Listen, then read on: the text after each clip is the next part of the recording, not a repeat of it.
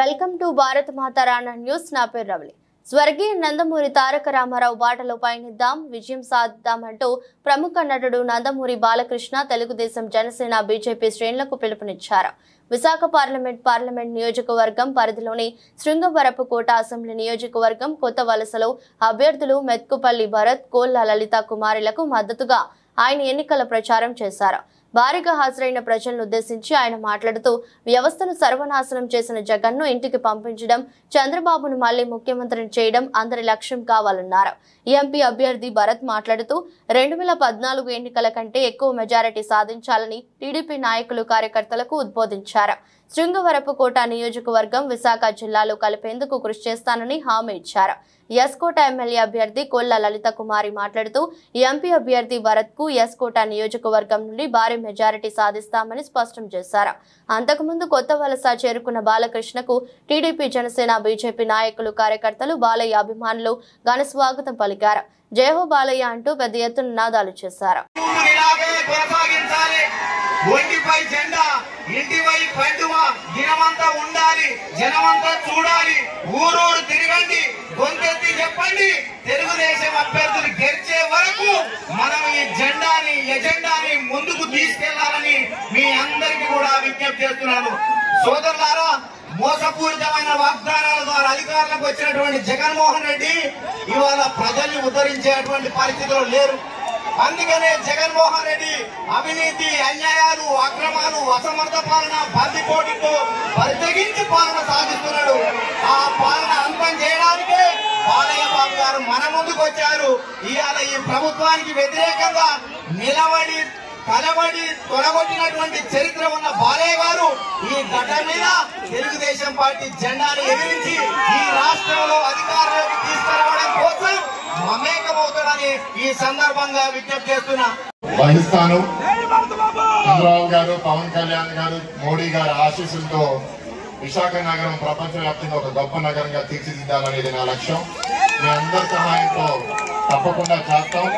ఇక్కడ మా నాయకులు గంపకృష్ణ గారు, సుధారాజు గారు, మా అందరూ సుధారాణి ఎవరు లేని దగ్గర ఉండకూడదని వచ్చారు. సూచనలు అన్ని చాలా బాగున్నాయి. ఇక్కడ జనసేన నాయకులు, బీజేపీ నాయకులు, తెలుగుదేశం నాయకులు అందరూ కలిసికట్టుగా పనిచేసి ప్రతి మండలంలో 2014 వచ్చిన మెజారిటీ కన్నా మంచి మెజారిటీ ఇవ్వవలసిందిగా మీ అందరినీ కోరుతున్నాను. నేను ఇంకెవరో వస్తే పర్వాలేదు, కానీ బాలయ్య వస్తే ప్రాబ్లం ఉండదు. Both are not same. నేను వస్తే వేరే. మీరందరూ చూసారు లేదు, మేము ఇప్పుడే ఆ వ్యాన్ లో వచ్చాం. ఆ వ్యాన్ నుంచి వ్యాన్ లోపల ఆయన దూకాడు పై నుంచి. అదే ఆయన సినిమా హీరో కాదు, రియల్ లైఫ్ హీరో కూడా. అందుకే అందుకే నరిసిరెడ్డి గారు ఏజ్ చెప్తుంటే కోపడుతున్నాడు మావయ్య. ఆయన ఏజ్ మర్చిపోక ఆ మాకన్నా యంగ్స్టర్ ఆయన. అదే మా అబ్బాయి కూడా తాతను పిలిస్తే ఇష్టపడరు, బాగా పిలవమంటారు ఆయన ఇద్దరు. సో చాలా లాంగ్ డే అండి. తూర్పు నియోజకవర్గం, పశ్చిమ, ఉత్తరం అంతా పూర్తి చేసుకుని ఇప్పుడే మీ దగ్గరికి వస్తున్నాం.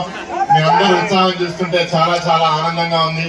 ప్రత్యేకంగా ఇంతమంది యువకులందరూ కనపడుతున్నారు, చాలా సంతోషం. మాకు ఎక్కువ సమయం లేదు కాబట్టి ముగించేయాలి. ప్రధానమైన సమస్యలు ఇక్కడ బాలకృష్ణ గారికి కూడా చెప్పాలి. మొన్న చంద్రబాబు నాయుడు గారు కూడా వచ్చినప్పుడు ప్రత్యేకంగా ఈ కొత్త వలస మండలం, ఎస్కోట నియోజకవర్గం, మొన్న విశాఖ జిల్లా విభజన అయినప్పుడు అందరు ఇక్కడ కోరింది ఏంటంటే ఈ నియోజకవర్గం కూడా విశాఖపట్నం జిల్లాలో ఉండాలి అని.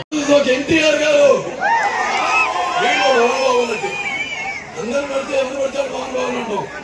దేహ మీకు ఎన్నో శక్తి పెడితే వాయిన విద్యతే స్వల్ప మంపస్య ధర్మసత్ర అయితే బయట భయ అంటే అంత పుట్టుకొక కారణం ఉంటుంది. అందుకే ముందుగా నాకు జన్మనిచ్చి నన్ను మీ అందరి గుండెల్లో ఆయన ప్రతిరూపంగా నిలిపినందుకు దైవాంశ సంబికుడు, అలాగే విశ్వవిఖ్యాత విశ్వానికి నన్ను విశ్వరూపంగా చూపించిన కారణసభ్యుడు నా తండ్రి, నా దైవం, నా గురువు అందరూ అందుకని తారక రామారావు గారికి, అలాగే కోడపల్లి గారికి, అలాగే సురేంద్ర గారికి, వాళ్ళందరికీ నేను రివార్డు నడిపిస్తూ మరి ఎన్టీఆర్ కేవలం నందమూరి తారక రామారావు గారు మాత్రమే కాదు, అన్ని నటనలేవు, అన్ని నటనలేవు. అందులో ఆయన నటరాజు నరసింహుడు థియేటర్ ప్రారంభంలో తారక తారకుడు అలాంటి రాజు రాజకీయ వినోదుడు రమణీయ సాంస్కృతిక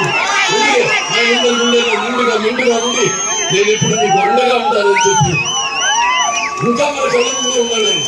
ఆయన భౌతిక శారీరకంగా లేకపోయినా ఆయన వల్ల అలాడు ఆయన ఇచ్చిన స్ఫూర్తి, ఆయన చూపించిన మార్గం, మనల్ని కల్పిన విధానం. మరి అలాడు ఎన్టీఆర్ అంటే ఒక మగుడాయి మహారాజు చలనచిత్ర పరిశ్రమలో